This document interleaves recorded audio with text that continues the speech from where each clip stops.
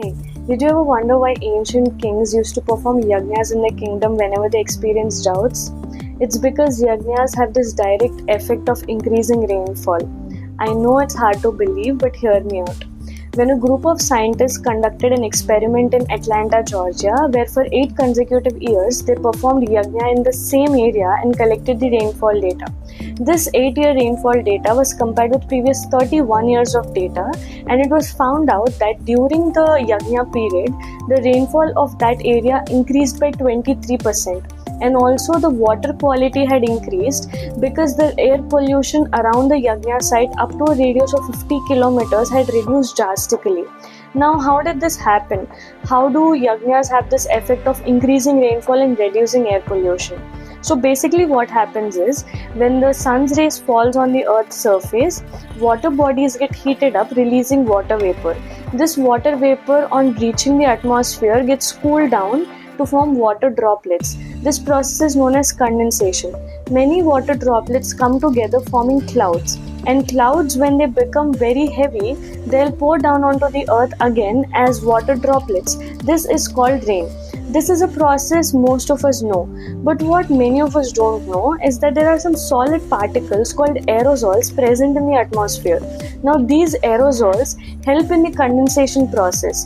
Aerosols are solid particles which are of cool temperature, and when water vapor deposits on these aerosols, they cool down, forming water droplets. So basically, aerosols speed up the process of condensation, and hence they are also called as cloud seeds or cloud condensation nuclei. Now that we have established some basic facts, let's circle back to the original topic. In the yajna process, we offer different materials to the Agnihotra fire. These include wood sticks, aromatics, herbs, rice, and mainly ghee. Ghee or clarified butter is a dairy product which is rich in minerals such as iron, zinc, copper, and manganese.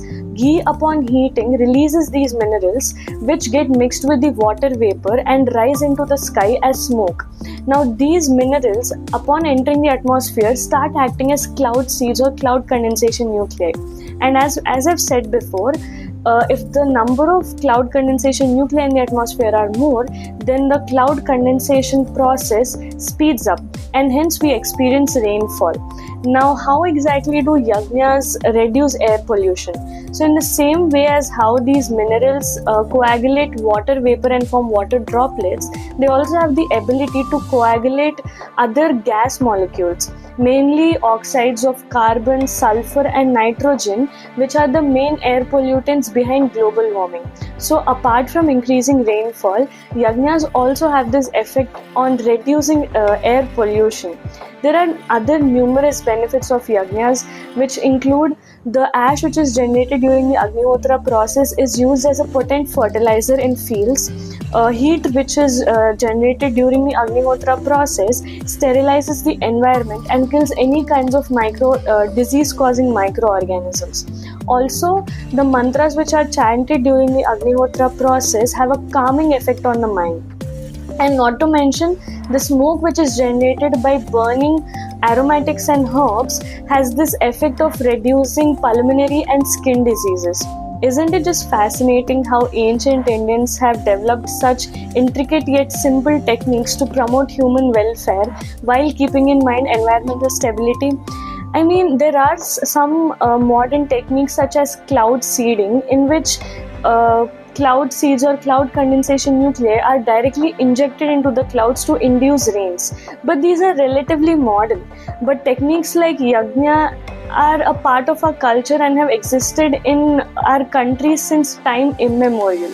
So the next time someone invites you to attend a yajna, try not to miss it and experience the magic of it yourself.